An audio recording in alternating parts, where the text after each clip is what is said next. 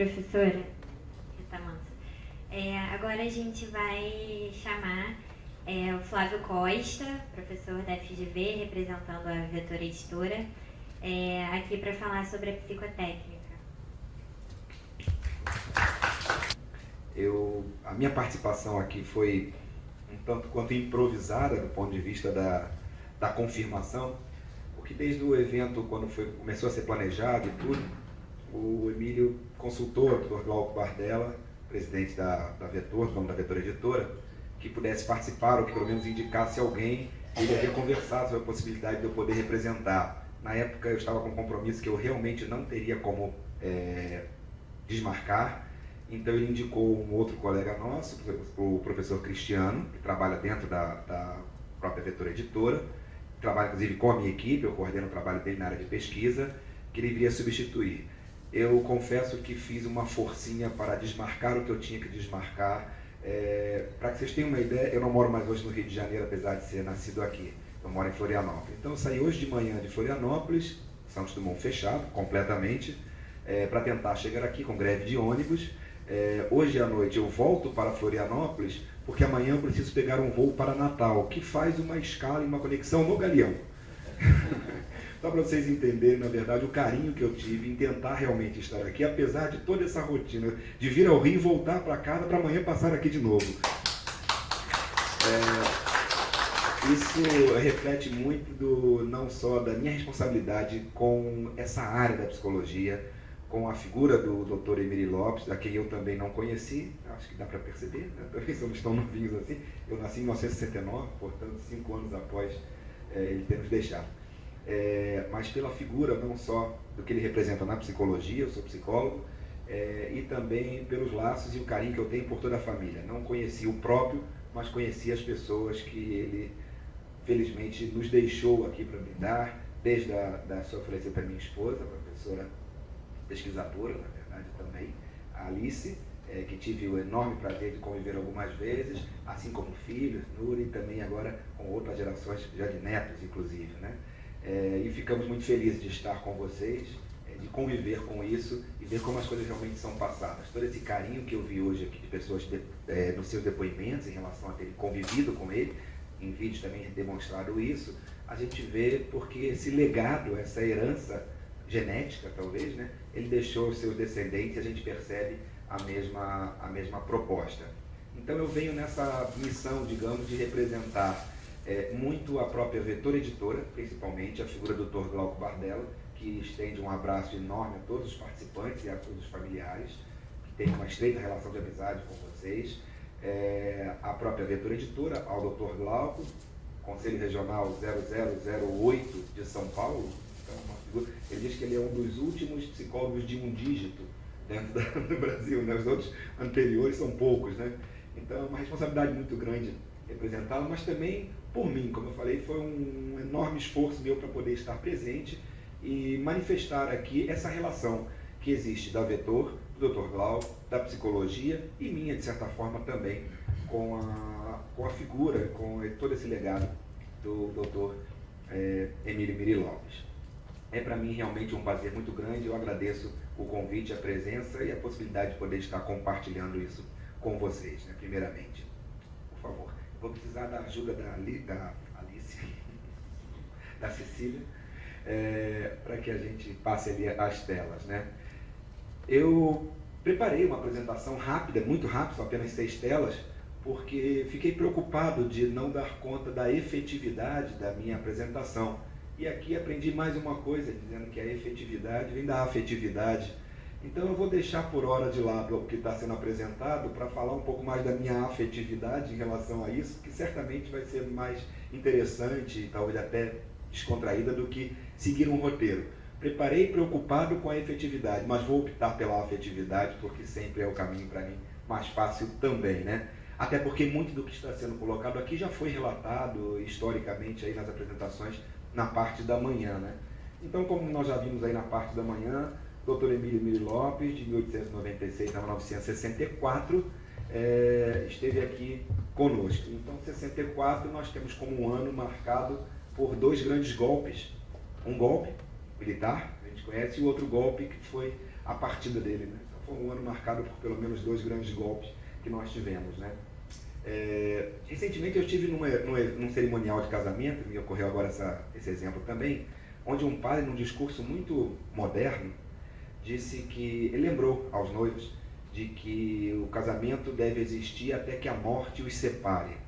Mas ele fez uma releitura dessa morte e disse assim, não precisa ser necessariamente pensar a morte do corpo, pode ser a morte do amor, a morte do respeito, a morte da convivência possível.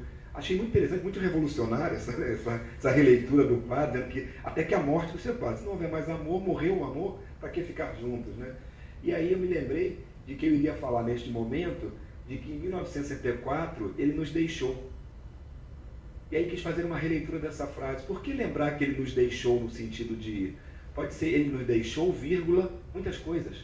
Muitos herdeiros, muitos conhecimentos. Então, de 64 para cá foi quando ele nos deixou tudo isso que ele produziu. Ao invés de pensar de uma partida, vamos pensar no seu legado. Vamos falar de tudo que ele nos deixou. Tá? E não simplesmente de que ele nos deixou, ponto. Vamos botar uma vírgula ou uma reticência e lembrar o que ele nos deixou, né? Então temos pelo menos mais 50 anos aí de inspiração que ele nos deixou. Bom, a história de Miri Lopes se confunde com a história do Izop. A história do Izop se confunde com a história da Fundação Getúlio Vargas, como nós vimos aqui. No caso da nossa apresentação, a história da Vetor Editora se confunde também com o seu legado, sobretudo com seus instrumentos, principalmente o psicodiagnóstico miocinético, o PMK.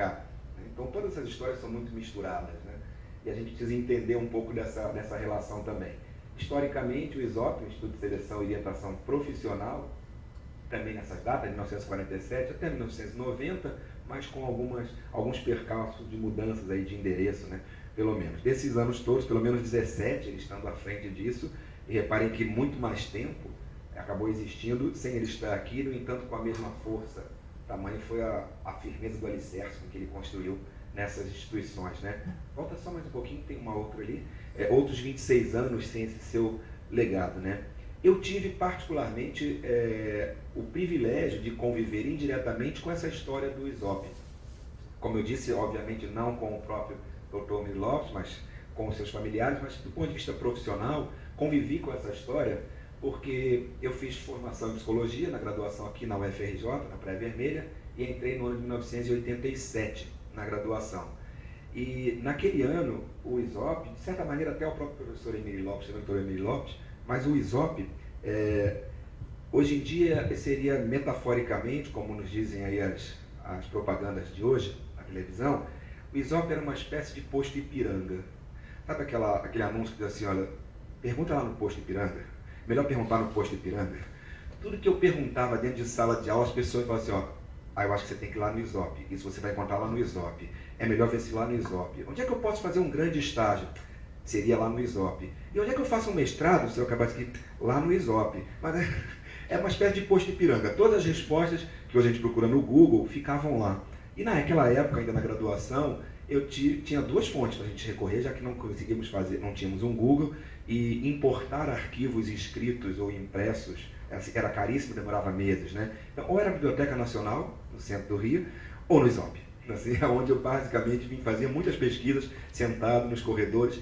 Na época era esse grande centro, ficava na própria Praia de Botafogo ainda, não aqui nesse prédio, né? Mas nos estudos.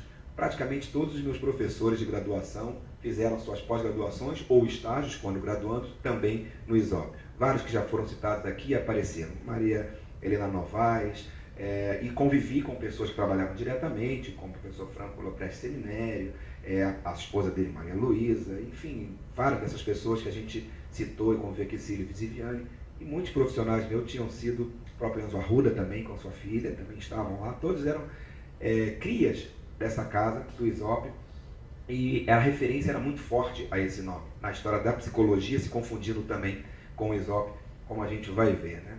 Então, algumas contribuições, principalmente, que podemos marcar dentro da profissão de psicólogos, que o ISOP, de certa maneira, nos trouxe, né?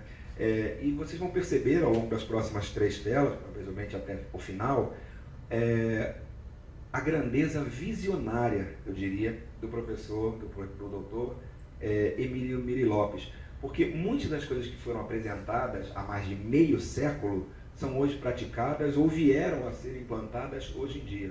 Várias coisas que a gente pode perceber.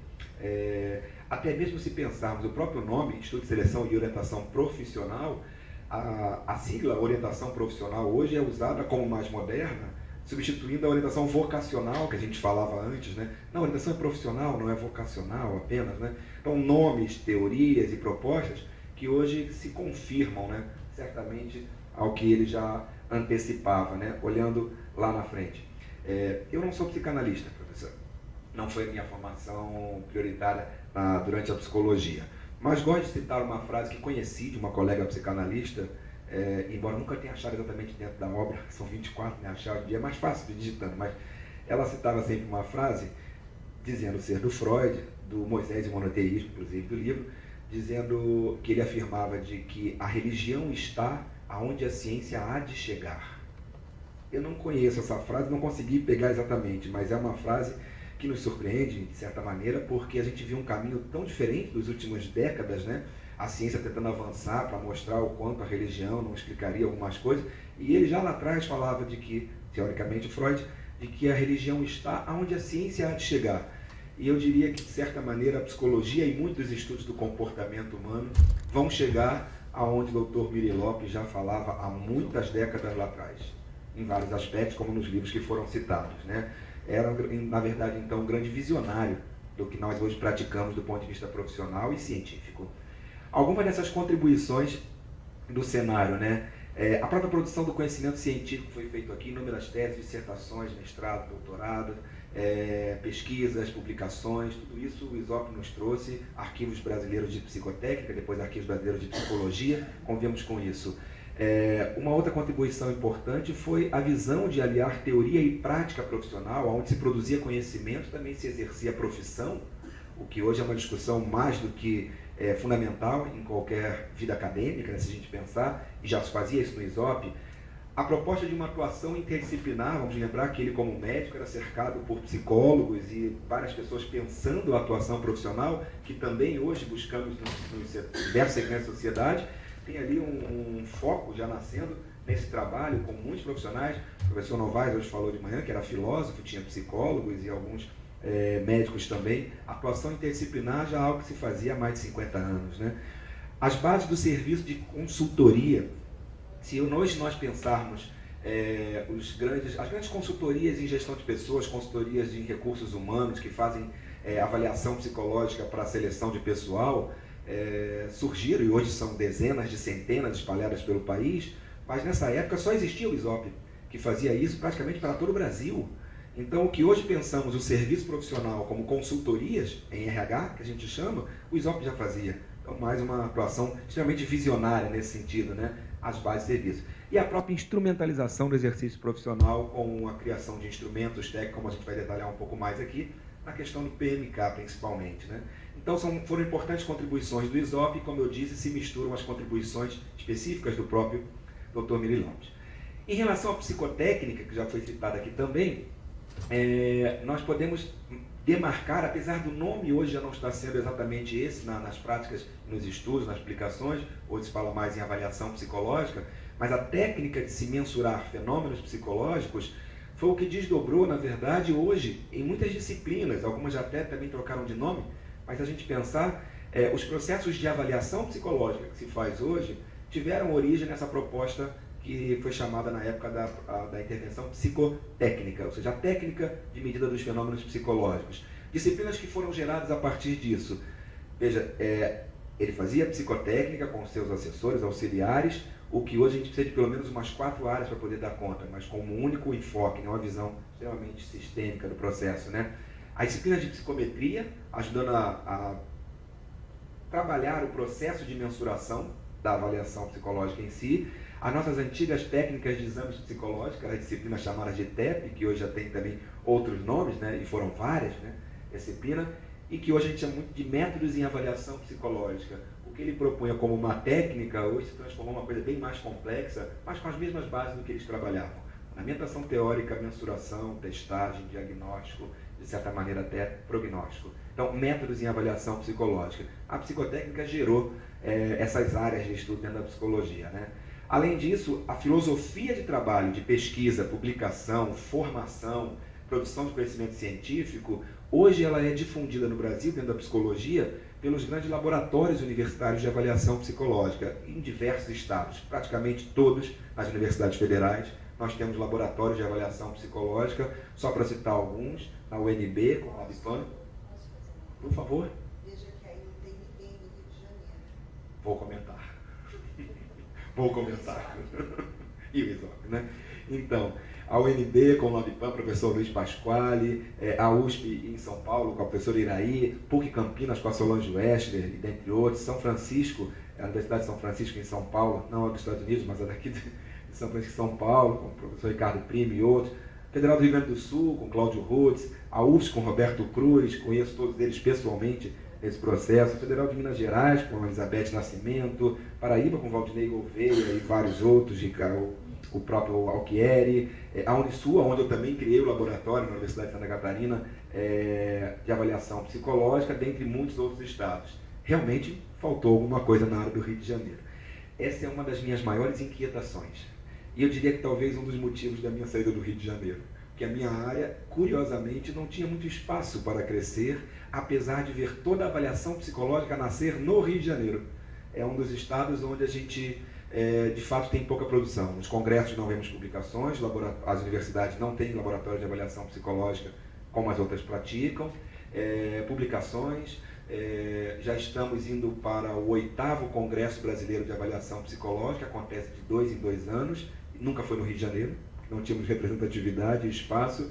É um certo paradoxo ver a avaliação crescer no Brasil como cresceu nos últimos 15 anos, especificamente, e no Rio, ao contrário, ter involuído, ao invés de evoluído, né? Mas, enfim, temos alguns motivos, talvez, para avaliar por quê. Do ponto de vista da psicotécnica, talvez a maior contribuição tenha sido a questão da mensuração dos fenômenos psicológicos. Vale lembrar, estamos falando de um não psicólogo, que basicamente deu aí toda a estrutura de trabalho para os psicólogos no dia de hoje, no que diz respeito à avaliação de fenômenos como técnica, certo? Primeiramente, eu acho que uma relação muito forte em relação a comportamento e corpo, ou seja, avaliava aspectos corporais para predizer, de alguma maneira, ou diagnosticar aspectos ligados ao nosso comportamento. Nada muito diferente do que hoje os estudos das ciências neuropsicológicas estão tentando fazer, após 50 anos. Né? Estamos caminhando para lá. Eu estava na comemoração do Miri Lopes 30 anos depois, que foi exatamente 20 anos atrás, numa sala na UFRJ, em que o professor Paulo Rosa falava do lançamento do livro, inclusive, pela Vetor Editora, e naquela sala estava o professor Seminério, que também foi aluno, e que ele lembrou, na época, a grande contribuição, na opinião dele, do professor Seminério, uma das maiores contribuições na área da psicologia, feita pelo professor Miri Lopes, que era a diferença de angústia e ansiedade, o que as pessoas, às vezes, hoje em dia, tentam tratar até como sinônimo, né? Estou meio angustiado, sentindo meio ansioso. E ali, do ponto de vista corporal, ele demonstra claramente nas suas técnicas a oposição desses dois fenômenos, né? No sentido do embotamento energético ou da expansão, né? Você pode estar angustiado ou ansioso, né? E as pessoas falam isso de uma forma como se fossem sinônimos. Ao contrário, ele definiu com clareza teórica e prática esses dois fenômenos, uma grande contribuição. Avanços estatísticos em técnicas psicométricas de mensuração, medidas, padronização de resultados, percentil, nota T, nota Z, em muitos estudos, tetrons, enfim, como a gente vai ver, muitas contribuições nesse sentido. Incontáveis estudos e teses em técnicas projetivas, não só nas gráficas expressivas, como no caso do PMK, mas em muitas outras. Tivemos essa contribuição também fantástica, né? E sem dúvida que das lembranças da contribuição, a maior delas é o aperfeiçoamento de técnicas gráficas expressivas, notadamente o psicodiagnóstico biocinético, o PMK, que, como foi falado em vídeo, um teste que em tese nasceu fora do Brasil, mas nasceu não, foi gerado talvez, né? Mas nasceu mesmo em solo brasileiro e foi aqui desenvolvido e internacionalmente conhecido depois. Sobre o PMK, alguns aspectos muito rápidos, e não caberia, não daria tempo de explicar o que é toda a técnica e foge ao propósito dessa apresentação, mas só para que rapidamente a gente possa cultuar essa enorme contribuição que foi feita, né? A história do PMK se confunde com a história da psicologia, o tempo de existência dele é praticamente o tempo de regulamentação da nossa profissão. É uma das técnicas mais conhecidas, provavelmente se perguntarmos a alguém da psicologia fora do Brasil sobre um teste brasileiro, se lembrarem algum, vão lembrar do PMK. É um teste ainda existente fora do Brasil, aplicado, como a gente vai ver aqui em outros países também, mas tem uma história que se confunde com a própria psicologia nesse sentido, né? Técnica de maior volume de aplicação no Brasil, pelo menos até 2012 isso aconteceu, e por estar dentro da Vetor Editora posso afirmar isso. Um teste que maciçamente foi utilizado nos seus últimos anos na área de avaliação para a obtenção da Carteira Nacional de Motorista, a CNH. Embora antes ele era aplicado em diversos contextos, inclusive clínico, mas hoje em dia muito em seleção e na parte da obtenção da Carteira de Motorista. Para que vocês tenham a noção desse volume exato, estamos falando que por mês cerca de 300 mil pessoas projetivas, como Rochat, Zuliger, TAT, ele consolidou uma técnica psicométrica objetiva de medida da personalidade, não controlada pelo avaliado, porque ela é feita com a visão encoberta, ou seja, não permitia o indesejável efeito da desejabilidade social das respostas. O que é isso? Num questionário de escala, você pode até pensar a resposta, mas se você acha que aquilo vai lhe prejudicar, você muda a resposta e dá o que nós chamamos da resposta socialmente desejável. Não o que eu diria, mas o que eu acho que eu devo dizer agora nesse teste. Então, a resposta socialmente desejada, que é um grande viés dos instrumentos psicométricos de personalidade, não acontece num instrumento em que você não sequer controla o que está fazendo.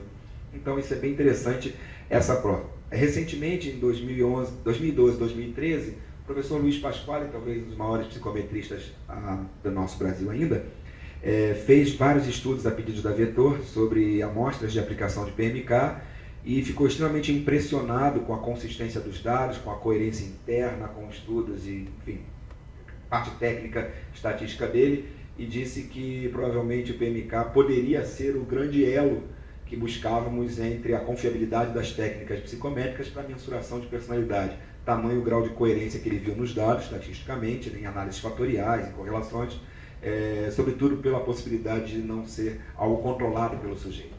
Então, um dos nossos maiores psicometristas, atestando a qualidade técnica e a consistência interna de um instrumento. Infelizmente, hoje proibido de uso no Brasil, apenas no Brasil. A aproximação com novas técnicas neuropsicológicas, como nós falamos, porque de fato é um teste que já antecipava o que hoje muitos estudos estão tentando comprovar. Relações neurológicas, comportamento, estudo e mapeamento cerebral, escaneamentos de imagens, com o comportamento mesmo. Então, de alguma maneira, uma técnica simples, não simplória, mas simples, fazendo o que hoje muitos recursos tecnológicos buscam comprovar, né? Antecipando isso daí. Uso internacional, ainda existe esse material, sobretudo na Espanha, com Tuz e outros autores que ainda trabalham e publicam, Portugal, França, Angola, diversos outros países que ainda usam o nosso material, que no Brasil, como eu disse, infelizmente, não é possível nesse momento. Esperamos muito em breve poder rever esse quadro e que ele possa voltar a ser mais um instrumento profissional da psicologia, dependendo dos nossos órgãos atuais aprovarem os estudos que conduzimos desde a sua retirada do mercado, né? Eu quero encerrar, ou eu abrir eventualmente para alguma pergunta, agradecendo principalmente ao próprio Dr. Miri Lopes, pai, também ao Dr. Miri Lopes Filho, pelo convite, né? E a coordenação do evento, pelo convite de poder participar, mais uma vez, dessa atividade, dessa jornada, mas sobretudo agradecer ao que fez para a psicologia. Em uma viagem que eu fiz à Europa, principalmente à Itália, eu fiquei impressionado de ver como qualquer pedacinho de ruína, qualquer pilastra ruída, qualquer montinho de pedra vira um marco histórico com uma cerquinha em volta, cobrando ingresso de turista para ver aquele monumento, que era um amontoado de pedras, mais ou menos assim, né? Mas há uma diferença muito grande quando se tem um país que se valoriza a cultura e se preserva a história e o seu passado. Eu quero realmente parabenizar o evento por estar resgatando e valorizando aquilo que para muitos é apenas uma história, um passado, mas que na verdade explica o porquê de nós fazermos o que fazemos hoje em dia. Ter um país que reconhece, reverencia e ainda por cima preserva a sua história é ter um país de uma cultura diferente. Talvez seja isso que falte um pouco ao Brasil e que ele lá atrás já nos apontava como um grande caminho, né? Parabenizo realmente ao evento por estar valorizando isso que muitos talvez olhem como um certo amontoado de pedrinhas, umas coisas do passado, mas que realmente justificam as nossas práticas profissionais. Obrigado.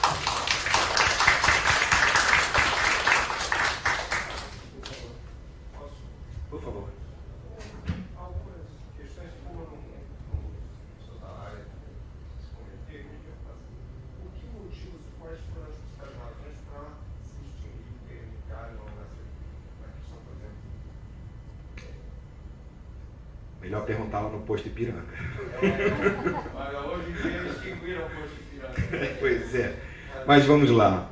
Olha, é uma pergunta relativamente polêmica, tá? Eu confesso que mesmo estando dentro da Vetor e junto à diretoria da editora, não temos uma clareza exata dos motivos que levaram. Temos relatos técnicos do Conselho Federal, que exercia a sua gestão até o ano passado, agora é uma nova gestão,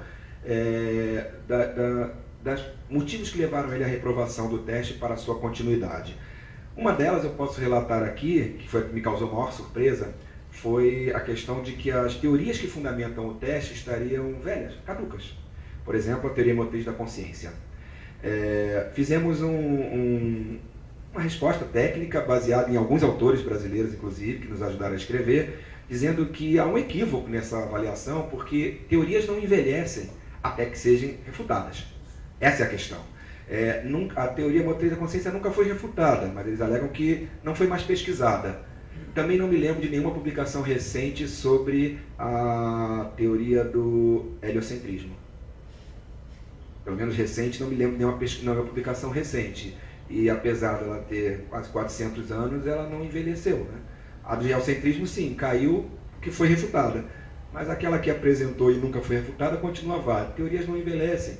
As teorias psicanalíticas são mais velhas do que a teoria motriz da consciência e o PMK. Foram renovadas, foram publicadas, teve releituras, tudo bem, mas até que tenha sido efetivamente, cientificamente refutada, uma teoria, a princípio, não envelhece. Ela pode perder o seu caráter explicativo dos fenômenos, mas isso, de fato, não aconteceu. Curiosamente, fizemos outros estudos novos, recentes, sobre esse material do PMK, encontramos vários paralelos com a neurociência, em termos de estudo, e o PMK avalia fatores de personalidade. A princípio, não quis entrar em detalhes disso, né? Alguns fatores de personalidade. As teorias de personalidade mais atuais, que sustentam basicamente todos os testes padrão ouro, que a gente chama no mercado, por exemplo, temos a teoria do Big Five, que fala em 5 grandes fatores de personalidade. Ou seja, a personalidade, não como um construto único, mas como um conjunto de fatores, é justamente o que o próprio teste também se propõe a mensurar. E fizemos também uma relação teórica entre os fatores do PMK e os 5 grandes fatores que a teoria do Big Five hoje trabalha. Então, do ponto de vista teórico, para a gente não há porquê ele está invalidado na sua prática. Quanto aos estudos técnicos, psicométricos, validade, fidedignidade, precisão, todos estão provados também. Estamos concluindo já todas as pesquisas, reencaminhando novos estudos ao Conselho Federal e esperamos que em breve uma nova avaliação aconteça, talvez com critérios mais técnicos para a avaliação do material. Basicamente essa é a resposta. Um adendo. Por favor. Explicação. Lá na UERJ, no Instituto de Psicologia, alguns testes, eles podem ser ensinados, o PMK está entre eles, tá? Mas eles não podem ser utilizados no serviço de psicologia aplicada. Então, por quê? O que se colocou no Conselho Federal, no Conselho Regional também, é que são testes, não que tenha sido proibido, tá? Nós não podemos usar enquanto não houver uma reformulação ou uma atualização da teoria que sustenta o manual, resumindo dessa forma. E isso está sendo feito. Concluído já, inclusive. A questão é verdade. De fato, a proibição é nesse sentido. Ele não pode ser usado para decisões profissionais, um processo seletivo, por exemplo, mas para pesquisa pode, como qualquer coisa pode ser pesquisada, né? E a própria, me permitem mais um parêntese, a minha história em relação ao PMK é muito curiosa nesse sentido também, com essa surpresa minha em relação ao material, mesma como a do professor Luiz Pasquale e como foi a minha. Em 2 minutos eu conto essa relação que foi bem interessante. Eu, quando fazia graduação, tinha uma disciplina exclusiva para a PMK durante um semestre inteiro, dada pela professora Vilma Torres, que era que lecionava essa disciplina lá. Na época da graduação, eu namorava uma colega da turma, né? E nós tínhamos que fazer um trabalho em dupla nesse teste da disciplina, porque realmente até exigem 2 pessoas trabalhando, né? Era uma disciplina que eu achava extremamente chata, para ser bem sincero, porque era um teste complexo, difícil de entender, de aplicar, de avaliar, de corrigir. Então, na nossa dupla, eu e a minha, à época, namorada, fizemos o seguinte contrato: eu sou o sujeito, você aplica em mim, depois você corrige e entrega o trabalho. Ou seja, eu não tinha trabalho nenhum, apenas de ter a visão encoberta para fazer os riscos que ela mandava eu fazer. Então, aprendi muito pouco ou quase nada durante essa disciplina. Logo que me formei, em 91, logo no ano seguinte, em 92, abriu uma vaga para professor substituto, e eu queria muito lecionar, porque sempre foi um grande prazer meu estar em sala de aula. A vaga era para professor da disciplina de PMK. Aquela disciplina em que eu participei como sujeito do teste, na dupla com a minha namorada da época. Tive que pegar o manual, fui até a Mago Psicoteste, conheci a Aura na época, e comprei os 2 manuais do PMK para tentar estudar e fazer a prova para entrar no processo seletivo, e aprender aquilo ali sozinho, de maneira autodidata. Já era difícil com o professor e práticas em sala de aula, imagina lendo um manual sozinho, foi o que eu pensei. Para minha surpresa, entendi, compreendi o manual de ponta a ponta, li a história toda e brincava em sala de aula com axis estereômetro, levava um cabo de vassoura e uma roda de durex para poder eles entenderem o que é mexer naquilo dali na prática. Comecei a lecionar, por um erro absurdo, a universidade achou que eu era o melhor candidato, sem nunca ter aplicado na vida um PMK profissionalmente, mas eu estava apto a ensinar como fazia. Conheci, entendi, e continuo afirmando que hoje, para mim, sempre foi o melhor manual de técnica psicológica do Brasil. Capaz de toda aquela complexidade ser aprendida de maneira autodidata, sem sequer uma explicação. Raros são os testes que hoje você consegue entender completamente como é possível trabalhar, aplicar, interpretar, sem que haja uma tutoria de algum profissional para explicar. Aprendi exclusivamente com o manual. Depois comecei a aplicar profissionalmente, e aí coleciono aí algumas centenas de aplicações desse material e de prática. Curiosamente, hoje não tive o prazer de rever aqui um ex-aluno que estava na sala de aula. Ele era bom professor, mas foi um erro de seleção. Mas, pelo menos não deixei passar que eu não tinha experiência prática, né? Embora... Vamos lá, tive que dominar. E é diferente quando a gente estuda para dar aula. Se você estuda para fazer prova, você decora. Mas você estuda para dar aula, tem que entender tudo. Porque você não sabe o que vai ser perguntado em sala. Pode ser uma coisa lá da frente. Era a minha primeira disciplina, inclusive como professor. Eu preparei o material para a primeira aula, sem nenhuma experiência de timing de aula, quanto tempo o conteúdo dura uma aula. O que eu preparei para a minha primeira aula, eu levei 7 aulas para dar. Ou seja, o conteúdo estava um pouco superdimensionado, né? Não vai que deu um branco, tem que ter o conteúdo. Eu preparei o material para a primeira e, na verdade, foram 7 aulas para dar aquilo ali.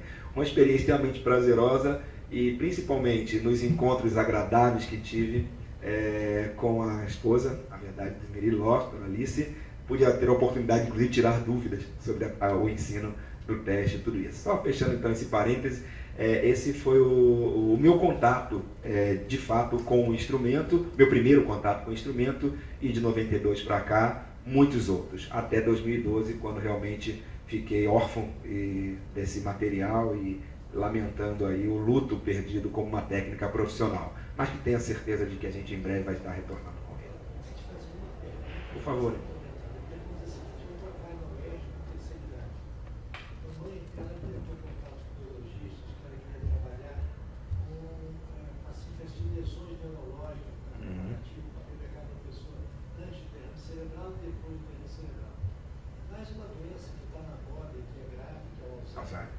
Eu tinha curiosidade de saber como que seria a escala do PMK em pacientes que aos 60 anos têm Alzheimer, aos 70 está bem, aos 80 começa a ficar com 90 está com Alzheimer completo. Porque como isso foi aplicado para a orientação profissional, são jovens. Sim. Então, existe alguma universidade que tenha pesquisa, porque a terceira área agora está na moda. No Brasil, antigamente se morreu 70, hoje tem mais de 90, morreu jovem. Então, se existe algum projeto que vai com a eu posso gerir, eu trabalho na terceira idade, na sua Renato Verde, trabalhando no lá, vamos fazer durante a turma 70 do PMK, para ver se em algum momento do traçado que algo possa sugerir, digamos assim, que até o neurologista que ele faz, que desenha um relógio, tem coisa que passa por traçado, você tem alguma experiência disso? Sim, olha, não só do ponto de vista, qualquer relação com aspectos neuropsicológicos é interessante para a gente estudar. Não só o Alzheimer, mas imagina, por exemplo, um teste que avalia a partir de traço, você avaliar questões como Parkinson, por exemplo. Nós temos vários estudos de correlações. O problema é que quando a gente tem um material e fornecemos gratuitamente, porque temos milhares de blocos ainda lá parados sem poder comercializar para fins profissionais, quando a gente busca parcerias com empresas para efeito de pesquisa, a maioria em processos seletivos, é muito difícil, porque a pessoa tem que aplicar todo aquele material, que realmente é trabalhoso, é lento, é complexo, a princípio em 2 dias, o que é difícil hoje em dia você ter uma pessoa voltar para fazer o teste, sem que daquilo possa surgir nenhuma decisão profissional, ou seja, teria que ser puramente por pesquisa. O que a gente espera e acredita na facilidade desse tipo de pesquisa é a volta do material e a aprovação, porque ele estando aprovado profissionalmente, a possibilidade de coleta, porque vai se usar em processos profissionais, é muito maior. Mas parcerias para a simples pesquisa, em que a pessoa voluntariamente usa o material, mas não se baseia nele para uma decisão, mas é muito mais difícil. Então, eu pedi para que ele trabalhe o material, exceto em laboratórios, exceto em universidades. Porque nas pesquisas, sim, mas que a gente usou durante muito tempo, pesquisa padronizando volumes grandes de testes aplicados profissionalmente. E isso se reduziu demais com a proibição do uso do material. Então, a gente espera que esse resgate, não só ao legado do Dr. Emílio Lopes, a psicologia, a psicotécnica, hoje aos aspectos de avaliação psicológico, possa voltar. Realmente é uma esperança, e não só uma esperança no sentido de esperar, porque trabalhamos duramente nos últimos 3 anos para tentar resgatar esse material como mais um instrumento profissional do psicólogo. Depende agora do nosso novo conselho a reavaliar o material que foi encaminhado. Dois testemunhos, quando eu vinha muito aqui de criança, sempre um presente dos pais, eu venho ficar no PMK dos 3 filhos, cuidava para ver o evento psicológico dos filhos. Então era uma coisa muito chata, né, de fazer com carinho, para o dia dos pais, a falar o PMK.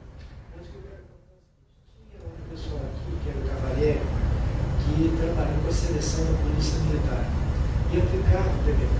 E o Cavalier identificou 2 pessoas que tinham, assim, evidência de agressividade, até suspeita de criminalidade para a população da Polícia Militar. A Polícia Militar não acatou o resultado dele, da empresa trabalhada, fazendo seleção, contratou os indivíduos que foram expulsos da corporação por estudo delinquente e que depois de expulsos da PN assaltaram o supermercado Peripag do Leblon, ali pertinho do Rio. Esse é um caso. Outro caso que chamou muita atenção, aqui no Rio nós tivemos uma discussão de trânsito, um motorista discute com o outro, para o carro, vai lá discute que arrancou a orelha dele, que ele do outro lado, que eu vi arrancando os carros de passeio do pessoal de São Paulo e Rio de Janeiro. Aí está dizendo, pessoal, olha, o motoqueiro passa, dispara e joga fora o teu. Só que o cara deu uma fechada, arrancou o teu, ele parou no ônibus, foi discutir, ficou irritado, atropela e mata o cara. O cara bate a família. Então diz assim, nós te mostramos que você já teve aqui no Rio de Janeiro, e a indústria automobilística, vou falar de manhã, os outros, o volante, etc.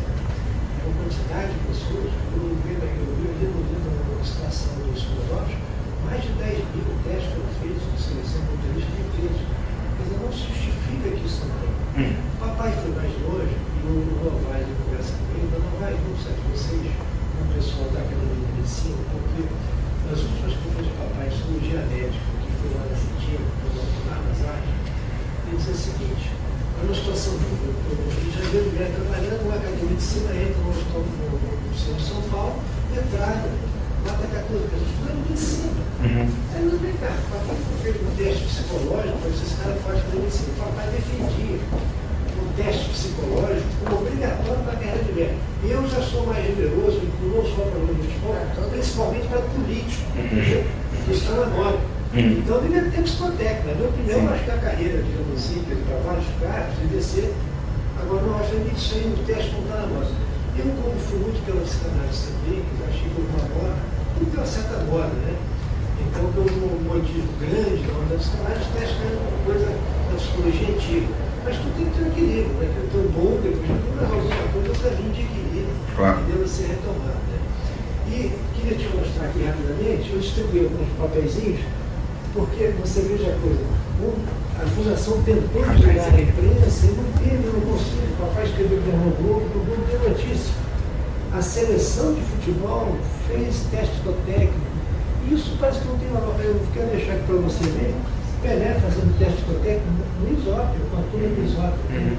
Eu acho que é uma coisa grande. E quando eu viajei à Espanha, todo esse aparelho que você falou, aquele assunto que tinha guarda pretoriana europeia, parecendo aqueles guardas lá do Vaticano, guardando o material que o papai tinha trabalhado, sobre o trabalho em Barcelona. Aquilo ia para uma conferência e voltava, que era guardada como a bola da taça Juiz de Ribeiro. E aqui as pessoas não valorizam.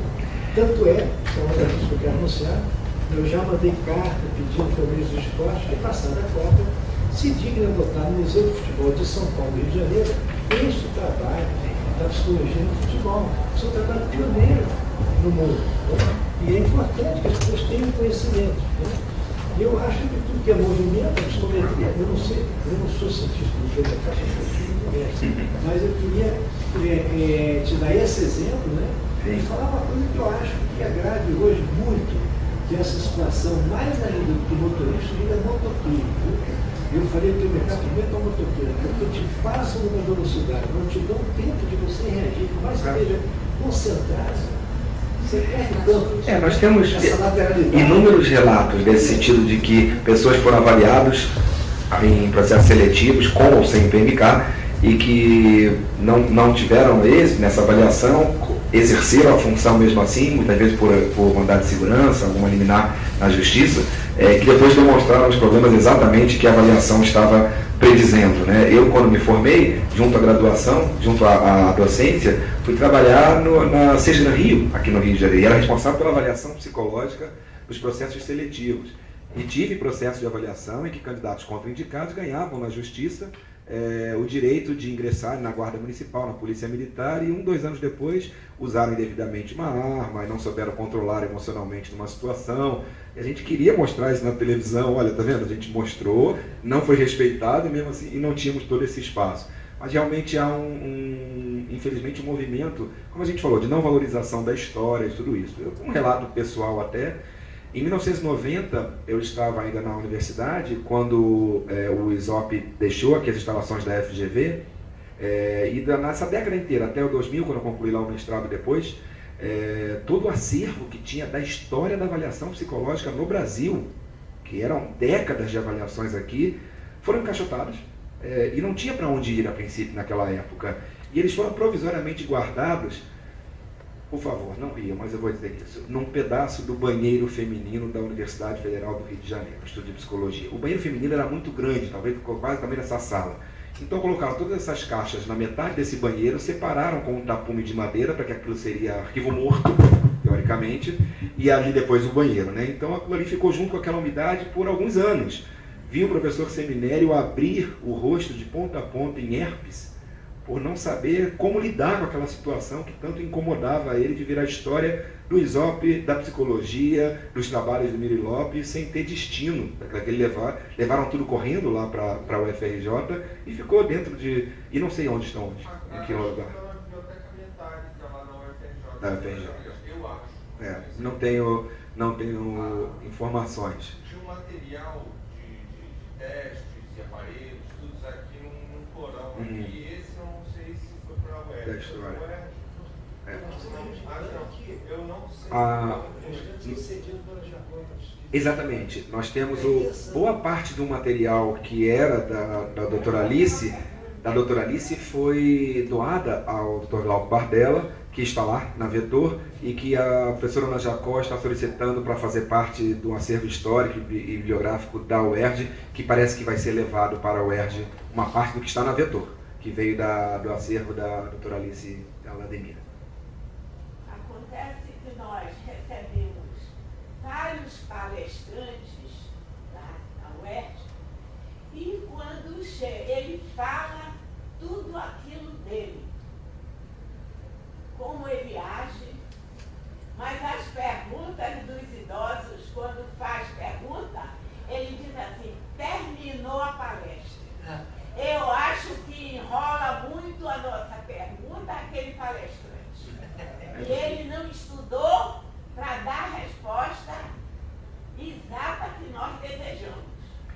É preciso que abram os olhos com isso. A valorização das experiências, né? Recentemente eu vi uma reportagem, um comentário em função do documentário que estava sendo apresentado, sobre, depois do tsunami no Japão, as autoridades japonesas foram lá e visitar e, enfim, prestar as ajudas, e eram pessoas muito humildes da região, pescadores, moradores, camponeses, falando com os ministros, com os responsáveis das usinas nucleares, mas falando de dedo em riste, assim, de dedo na cara, de que vocês não admitimos que vocês tenham deixado a gente passar por essa posição, e as autoridades de cabeça baixa. E o comentário sobre o documentário é o seguinte: é uma cultura japonesa em que uma pessoa mais velha ou alguém com experiência fale, você tem que ouvir, não pode sequer retrucar antes de a pessoa ter o direito de falar. Não importa se é importante, se é rico, se é pobre, é uma pessoa com experiência. Falta isso um pouco aí da nossa cultura, né? De valorizar aqueles que têm a experiência e a lembrança da nossa história. E a academia da vida. Óbvio, com certeza. Né? Que é o que nós estamos aí. Só para terminar, eu quero agradecer o Denis, porque ele deu uma aula que eu nunca tinha tido, muito simples. Quando entra no elevador da UERJ, é muito apertado, ninguém fala nada. Aí o Denis dentro fala assim: bom dia, gente! Vamos embora dizer bom dia. Você não sabe dizer bom dia, não? Agora, toda vez que eu entro no elevador, me parece que é uma sensação claustrofóbica. Você não usa Rexona, o mal-estar do elevador. Mas eu acho lindo isso dela, porque é comunicar que nós estamos perdendo a cordialidade de saudar o próximo, dizer bom dia. Mas isso devia ser praxe na universidade. Eu quero dizer que eu aprendi isso com a minha professora do Denis, e que tem uma mãe de 117 anos na Bahia viva. Ela viaja para ver uma mãe de 117 anos. Uma salva de palmas para a mãe do Denis.